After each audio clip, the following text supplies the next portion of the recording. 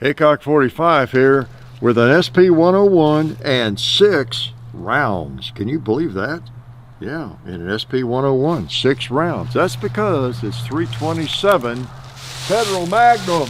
Put one on that target. Oh. Longer trigger pull than I was expecting. Oh boy. Yes, 6 rounds in a pretty small firearm. 327. You have seen us shoot some 327 in a Henry lever gun, I guess in the Ruger LCR, and what else? Seemed like maybe another, but we've never done kind of the original, I believe. Correct me if I'm wrong. Correct me if I'm right, if you want to. That's pretty common too. But I think this was the first, it was introduced, I believe, in this revolver, the 327 Federal Magnum in about 2007 or so. It's just that we've never had one of these, never tried one of these. Tried to get one around COVID time, and then the just availability wasn't there, and finally got hands on one. I don't know, is the cartridge dead? Is it a little late? a little too late to be firing a 327 Magnum? Well, I did some research, some meager research, looking around for ammo. I thought I'd been hearing from people that you just can't find any ammo for it. And maybe so in some gun shops and that kind of thing, but I went to Ammo Seek and looked around, and it was all over the place, you know, as far as the rounds and the ammo. The guns might be not as many of them made, I don't know. But anyway, you know, Bud's had one of these, so I thought, well, let's shoot this thing. Never did shoot the 327 Magnum in a Ruger SP101, and so why not?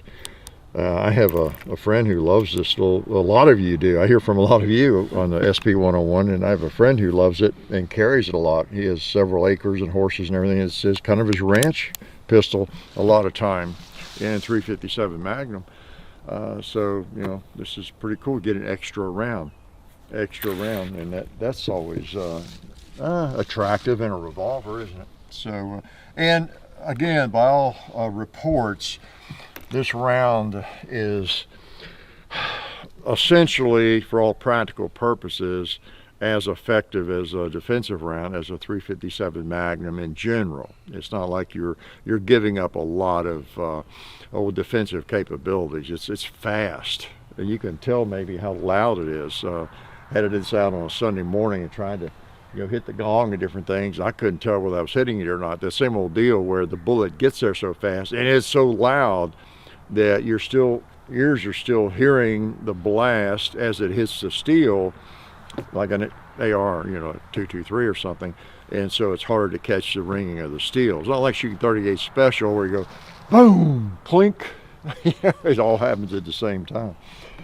So anyway, and all right, I'm gonna go double action again on that red plate. Yeah, how about that other red plate? And the black plate.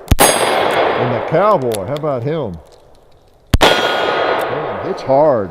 How about Mr. Bigfoot over there? Look at that smart aleck. I think I hit it. I think I heard it. Let's try the last one on the gong. No, I guess I already fired the last one. That was a joke. I knew that. No, it wasn't a joke. I failed counting when I was in school. So this thing sells for about $700. It's not exactly a new release from Ruger. The SP101 has been around a good while now, and I'm not sure really. I didn't look at the pricing on the other chamberings, but probably around the same price, right, for 357 or 327 or whatever. But and you might get cheaper than that. That's MSRP, I think, 712 or something like that. And very, very popular. The thing that always comes up with these, it's a little tank, just like with the GP100, and it is kind of a little tank. And it is one aspect of the SP101 that keeps me from carrying it or considering it as a pocket gun.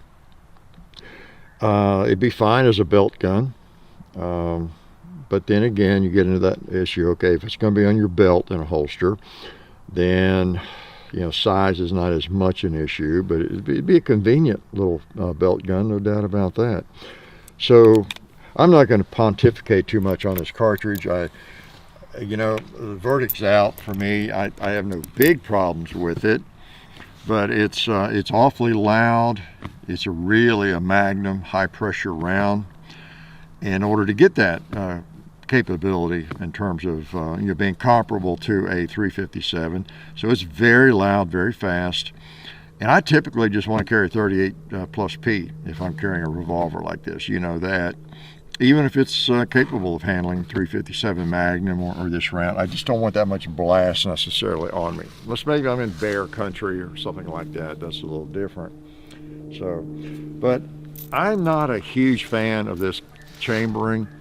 I can see the attraction though, and I hear the attraction from many of you. I see comments and messages over the years. Some of you just love this and live and die by it. You just want more firearms chambered in it, and so it's just not bad. I might actually find it more attractive in like the lever gun. It's just it might be more attractive to me if someone told me, look, you got to go buy a 327 Federal Magnum, whether you want to or not. I might just, look for a Henry lever gun or something in it. Okay, more so than a handgun. Okay, yeah. Outfit, as well as Alabama Holster. Great little maker of concealment holsters. I usually have at least one on me, sometimes two, right? And yeah, Kydex, concealment, wonderful little things. Purse holsters, belt holsters, you name it. Check them out, and I know a lot of you have. I hear from you. What should I shoot? How about that propane tank? You think Hank Hill will get mad at me? Hey, that's pretty clever. Yeah, quite a blast. How about a hog? All right, kill shot. Not bad, not bad. Oh, how about that jug right there? Wounded him. Click. All right, so I'll shoot 6 more and then I'm gonna make you leave, okay? Whether you want to or not. I'm gonna make you get out of here, and I will shoot a couple more maybe, but yeah, so what did I not tell you? Anything you want to know? Probably a lot. We've done the Ruger SP101.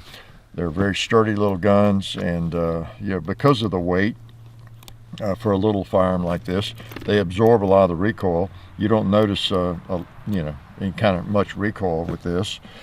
Where I don't have one to compare side by side, but the LCR that Ruger makes is lighter, I guess a lot lighter than this.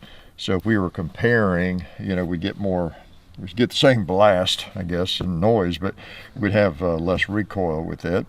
But again, nothing you can't handle. So my choice would be the LCR over this. If I was determined to carry that round in a little pistol, I think.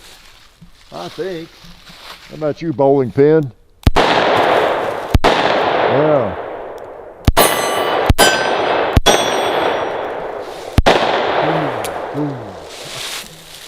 Pretty cool. Yeah, I don't own one of these, but they're neat. They're cool. And that's one of the neat things about what we do. I get to shoot a lot of firearms that I don't own necessarily, but I would not be adverse to owning it. Like I need another gun, right? So it's pretty cool. Get a good look at a lot of different firearms. And, I don't know, we probably fired one of these 2 or 3 different times in videos and or more. And so when someone's talking about an SP101, well, I don't own one. I at least can relate to, to your, when you talk about it, to your love for it, or your hate for it, whichever it might be. I understand better why you love it or why you hate it, right? I don't understand why you hate me, but I might understand why you hate this fire. No, No, there's not a lot to hate on in a firearm like this. Pretty cool. Like I said, around 700, depending. That's the MSRP. Nice grips, and then the 327 round. Just maybe you weren't aware of this. Maybe you're new to shooting. It's news to you that there's a firearm like this that's not 357 Magnum, and that this cartridge even exists, and that you can get 6 into a little firearm like this, and it's comparable in general to a 357 Magnum. Yeah, it may be news to you. That's why we're here, right? So I don't know where it's at. You tell me if you have one of these, or you have a firearm in 327 Federal Magnum. What's it's been out long enough now.